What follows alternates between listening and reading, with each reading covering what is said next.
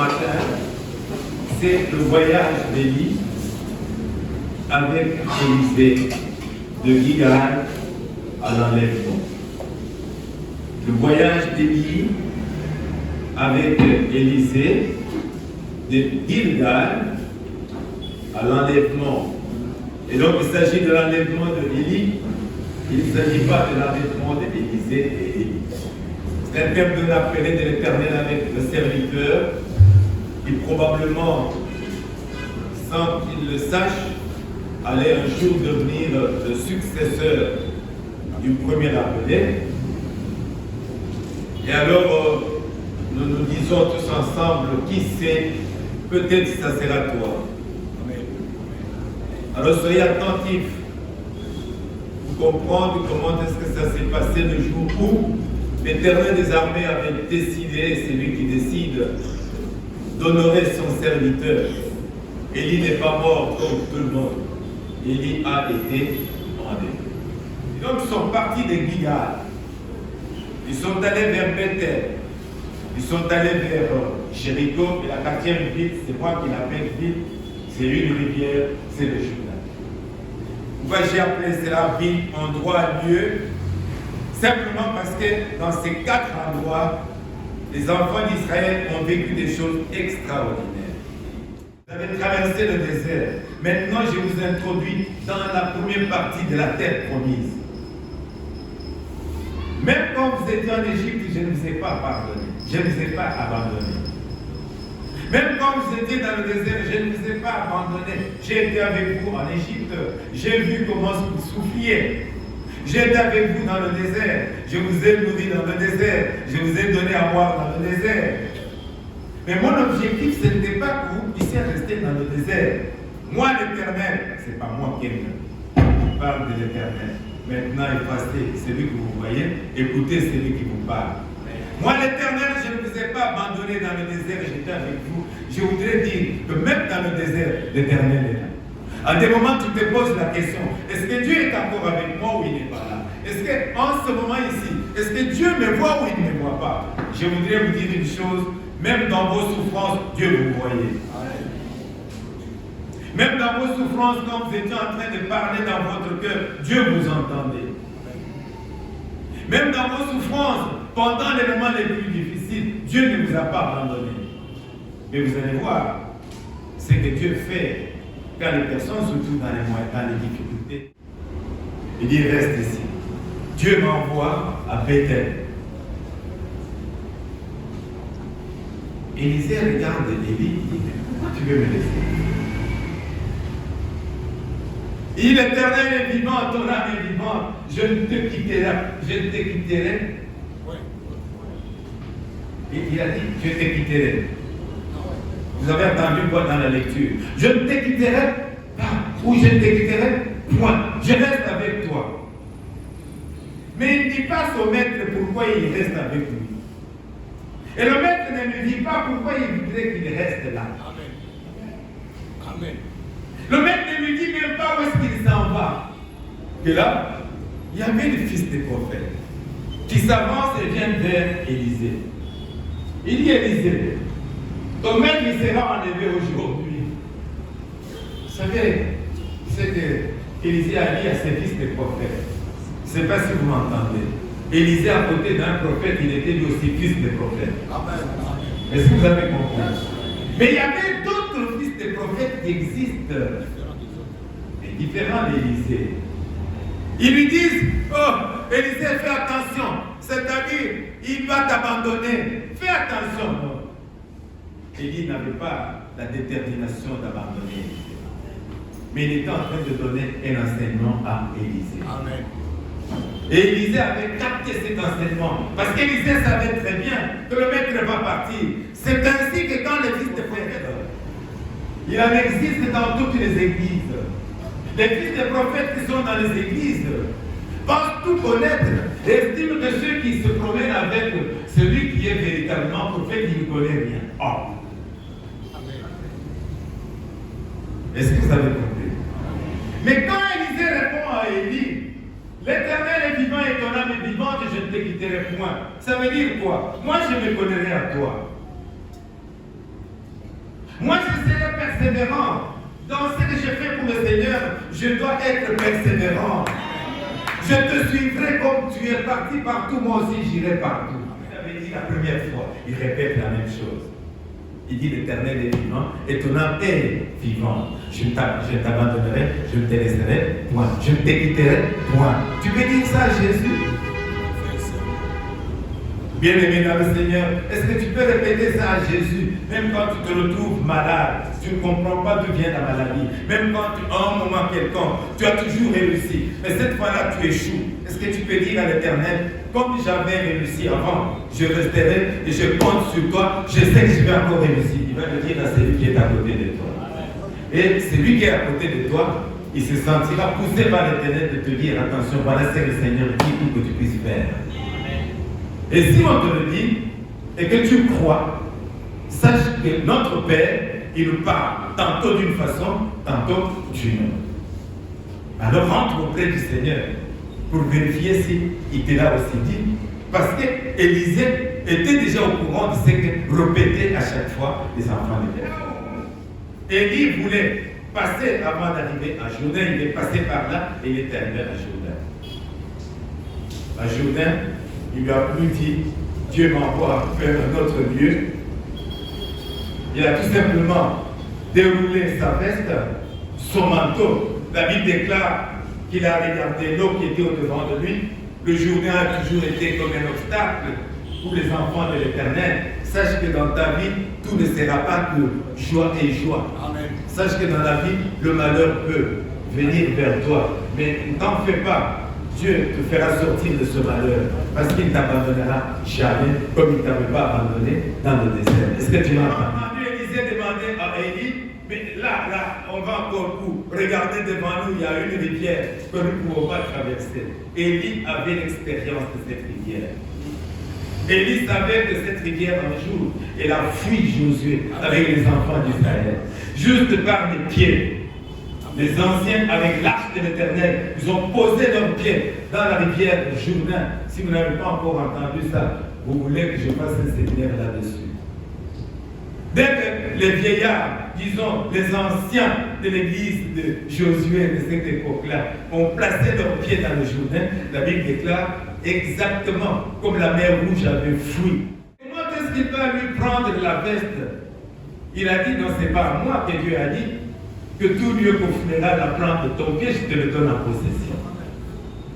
Parce que si l'eau avait fui le pied de Josué et des autres anciens, c'était la parole de l'Éternel. Il a dit, tout lieu qu'on foulera la plante de ton pied, je te le donne en possession. Et Dieu donnait à Josué, aux enfants d'Israël, non seulement la terre promise qui était là, mais également une puissance de faire fuir l'eau au-devant d'eux, avec l'onction qu'ils avaient.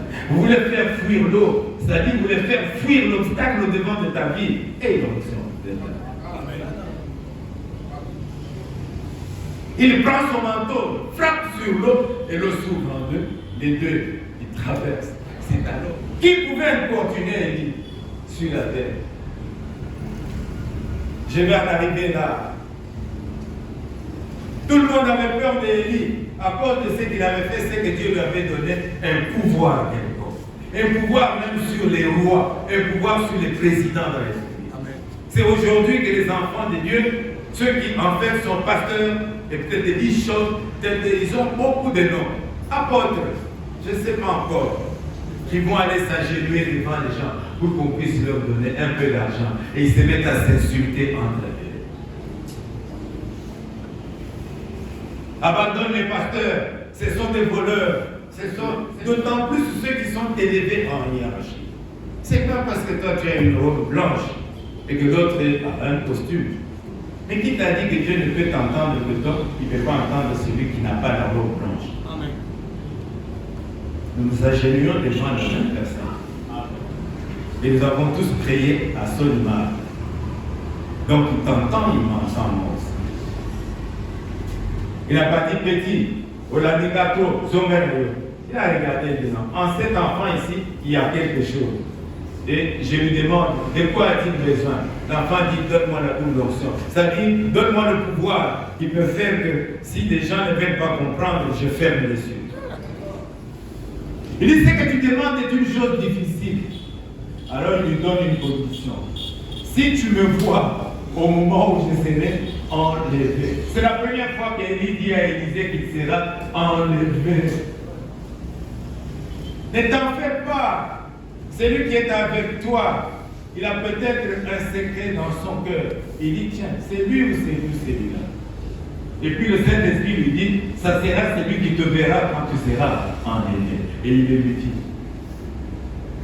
pendant qu'ils étaient en train de marcher, quelque chose va se passer qu'Élisée n'avait jamais vécu. Un char vient, un cheval vient. Il regarde les chars et les chevaux qui sont arrivés. Il voit que c'est du feu. Vous avez déjà entendu parler de char de feu et de cheval de feu. Et il les déchire en deux. Donc il a jeté les vêtements avec lesquels il faisait le service auprès d'Élie. Il dit, bien, j'enlève ce que j'avais au moment où j'étais avec le maître, je porte ce que mon maître avait. Et il prend le manteau, il se met sur le corps. Alléluia. Il retourne, il garde l'habillement de son maître et il se retrouve cette fois-ci dans le sens inverse. Écoutez-moi bien, ils sont allés dans un sens et il accompagnait son maître. Et le maître est parti. Et il a vu le maître monter. Je vais voir le maître faire les derniers mouvements de son travail sur cette terre. Et Élie lui dit, si tu me vois monter, alors ce que tu demandes, tu peux l'avoir. Au moment où il a fait le demi-tour, il avait la conviction en lui que ce que j'avais demandé,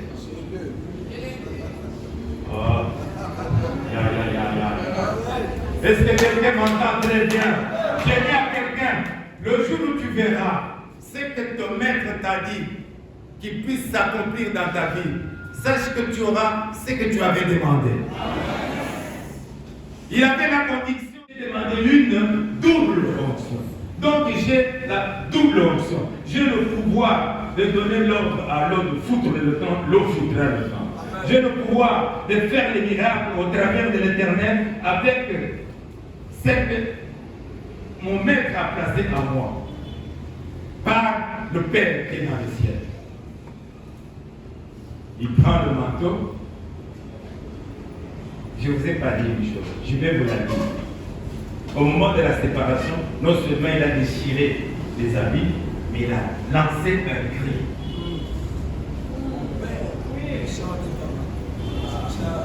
N'est-ce pas?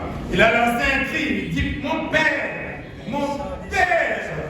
Et il connaissait ce qu'était son père. Son père était le char. Une seule personne qui est le char, double onction de mon père. Est-ce que quelqu'un m'entend bien? Tu regardes l'obstacle. Écoutez, quand quelqu'un dit, ce que Élisée avait dit, de temps en temps nous sommes choqués. Ce que je viens de dire, je le répète dans les propos d'Élisée. Il prend le manteau, il dit, où est? Non. D'abord, l'Éternel. Élisée ne cherchait pas Élie. Parce qu'il a vu Élie partir. Il ne pouvait pas dire où est Élie. Non.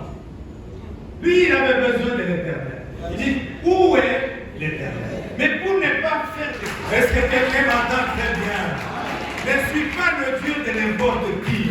Suis le Dieu de celui que tu connais très bien. Et tu as vu que cette personne-là, Dieu est en train de faire des choses avec cette personne.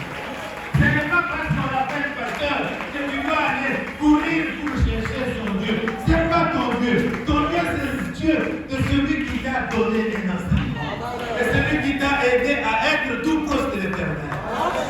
Amen. Ce n'est pas un n'importe quel Dieu. Le Dieu de Élie, il s'appelle Éternel. Amen. Est-ce que quelqu'un m'entend bien?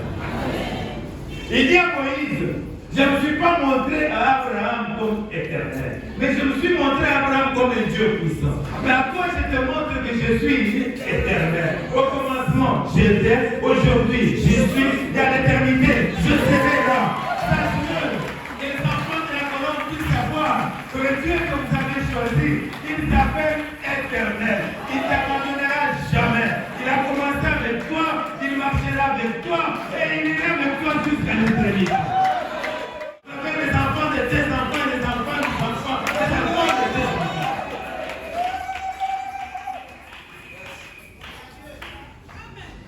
Alors écoutez, laissez-moi vous dire une chose. Quand il frappe le manteau, écoute-moi bien mon fils, quand il frappe le manteau et que l'eau s'ouvre en deux, qu'est-ce que ça veut dire? C'est le Dieu, l'éternel, le Dieu d'Élie était là. Même s'il ne voyait pas avec les yeux, mais il était là. Il venait de faire avec lui ce qu'il avait fait avec Élie. Laissez-moi dire quelque chose à quelqu'un. Là, Élie venait de terminer ce ministère. Et Élisée venait de commencer ce ministère. Dieu ne fait jamais des gaps dans son travail. Quand un termine et l'autre prend la relève. Quand Moïse a terminé, sache que c'est peut-être toi qui vas continuer ce que nous sommes en train de faire. Dieu ne permettra jamais que ça soit une maison de pièces de théâtre ou une maison dans laquelle il ne permettra jamais. Le Dieu que nous prêchons ne peut jamais permettre cela, il ne permettra jamais. Et écoutez-moi bien, Moïse dit à son peuple, il dit attention, l'Éternel suscitera un autre prophète comme moi. En d'autres termes, aujourd'hui mon Moïse, je suis dans l'Ancien Testament, et sache qu'il y aura un autre testament. Je suis dans une alliance, c'est une ancienne alliance, mais sache qu'il y aura une autre alliance, que nous allons appeler la nouvelle alliance. Effectivement, Élisée cherchait l'Éternel, le Dieu qui, en fait, a marché avec Élie. Le Dieu qui a marché avec Élie, c'est le Dieu qui peut te donner le courage d'affronter n'importe quoi et n'importe quoi. Si nous lisons attentivement, dit un peu dans 1 Roi 17, 1 à 6, je vais fermer le ciel. Quel courage! Je pars, je rencontre Fachi Béton. Il dit Béton, l'Éternel est vivant. À partir de demain, jusqu'aux élections, je vais interdire les gens de travailler. D'abord, il va me regarder très bien. Est-ce qu'il est normal? S'il ne me connaît pas, il va appeler quelqu'un. Dites-moi, est-ce que vous connaissez le monsieur? Oui, on le connaît. Est-ce que ce n'est pas le début de la folie? Parce que le début de la folie, il dit non, mais n'ayez pas peur. Quoi? Qui ne va pas mourir? Tu es poussière, tu retourneras à la poussière. Même celui qui t'intimide là, l'un ou l'autre jour lui aussi. Oh. Amen. Il ne peut pas. Il ne peut pas interdire à la mort de l'emporter, de le prendre. Il ne peut pas. Et à chacun son tour et en son temps. Et regardez, il dit non, ça ne doit pas être comme ça. Comment vous pouvez être reconnaissant vis-à-vis de Dieu en faisant des choses? Vous êtes en train d'adorer d'autres dieux au lieu d'adorer le véritable Dieu qui vous a libéré d'Égypte. Alors, je vais vous montrer une chose. Mon Dieu à moi a dit une chose. Et ce que mon Dieu à moi a dit, ça s'est accompli. Lisez attentivement dans Deutéronome 8, verset 16. Ils sont venus nombreux en Israël et qui a fait aussi qu'ils puissent tuer les prophètes de Dieu. Et c'est ça qui a énervé Akab, plutôt qui a énervé Élie devant Akab, pour qu'il ne s'attend pas à se passer comme ça. Vous ne pouvez pas être un enfant de Dieu suivant les enseignements, mais en même temps, vous faites des choses exactement comme ce que les païens font. Et donc, il a mis sur les pains et les choses qui étaient là. Et qu'est-ce qui s'est passé? Un feu qui est monté. Donc les choses ont été consumées par le feu. Peux-tu aussi provoquer le feu comme Élie ou comme ses amis? Je ne sais pas combien nous sommes.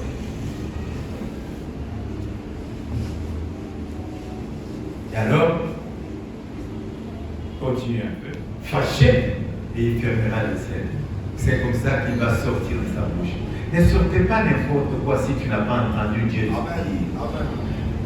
Vous tous qui êtes serviteurs de Dieu, oh, ainsi dit l'Éternel, tu as entendu quand? Et tu as entendu où? Il t'a parlé dans quelle langue? Ici, Dieu l'avait dit depuis longtemps et c'était déjà écrit à l'époque de Moïse. Amen. Et Élie avait retenu ça. C'est qu'il connaissait la parole de Dieu. Amen. Il dit sinon à ma parole. Il n'a pas dit sinon à la parole de l'Éternel. Élie dit sinon à ma parole. Quelle foi? La foi. J'aimerais que les enfants de la colonne que nous puissions voir la foi éternelle. Dieu n'abandonne pas Élie. Amen. Et c'est Dieu-là qu'Élisée cherchait. Élisée disait à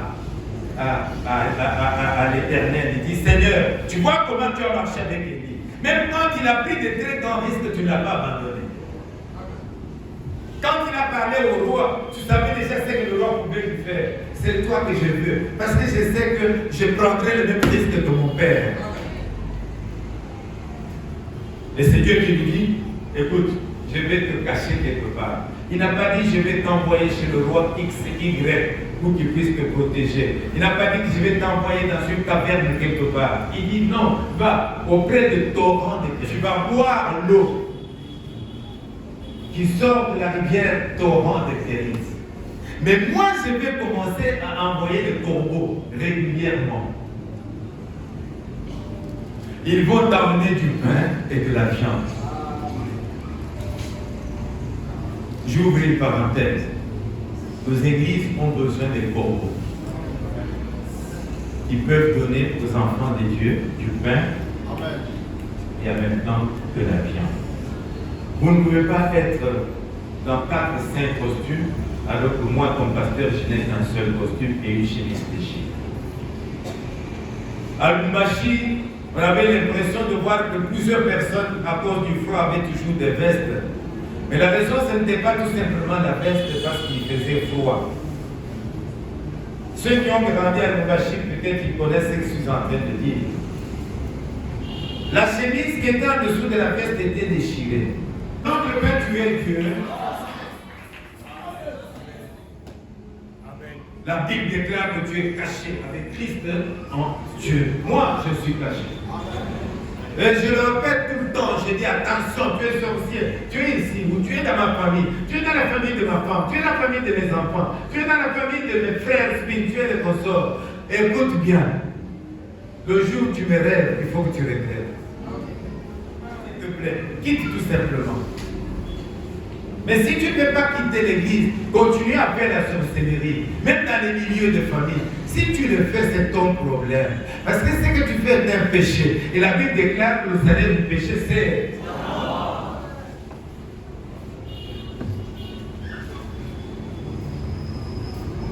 Le Dieu qui protège les gens, c'est le Dieu qu'Élisée cherchait.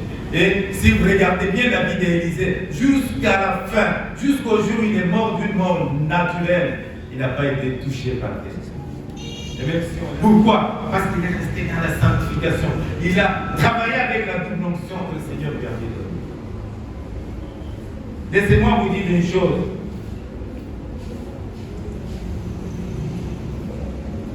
Quand Élisée s'est retrouvé au torrent de Kérit, Élie, je veux dire, il était à l'école de Dieu.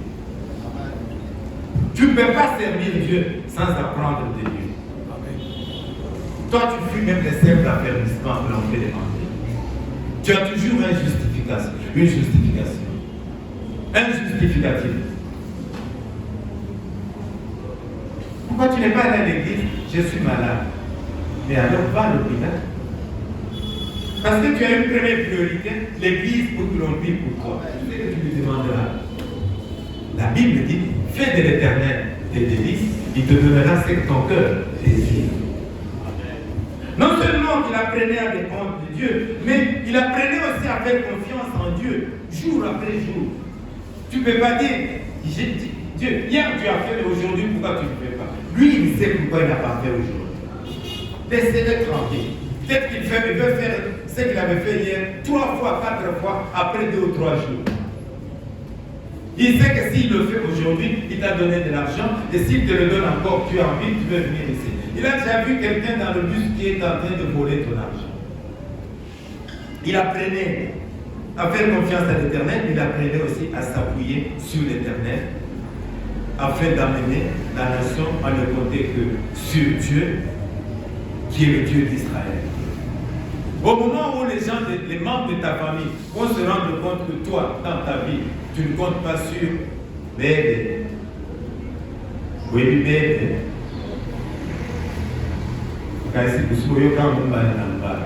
Papa mourait à 75 ans, 80 ans.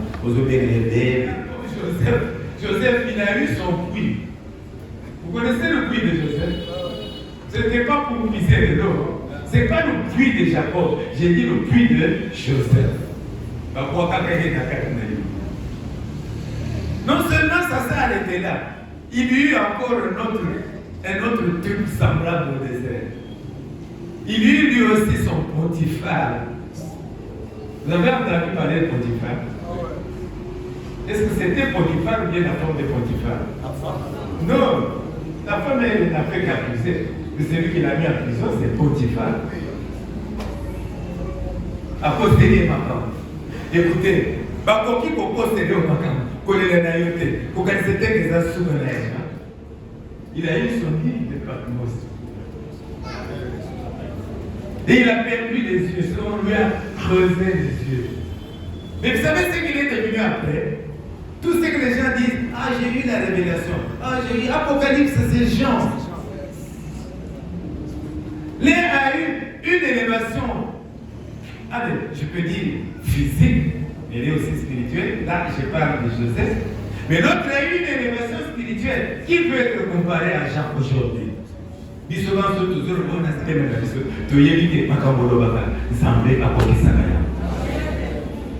Cette année, c'est une année d'étonnement. Je répète que cette année, c'est une année d'étonnement. Qui savait qu'il y aurait qui ont trait à la foi? Élisée a eu foi en Dieu au travers d'Élie. Prenez, c'est un verset que vous connaissez et que vous avez déjà peut-être partagé plusieurs fois. Hébreux 11, verset 1er. Une ferme assurance des choses qu'on espère, une démonstration de celles que l'on ne voit pas. Prenez Hébreux 11, verset 6. Si tu n'as pas la foi, tu ne seras jamais agréable à l'Éternel. Car il faut que celui qui s'approche de Dieu croit que Dieu existe et qu'il est le rémunérateur de celui qui le cherche. Romains 1, verset 16 à 17 et Romains 10, verset 17.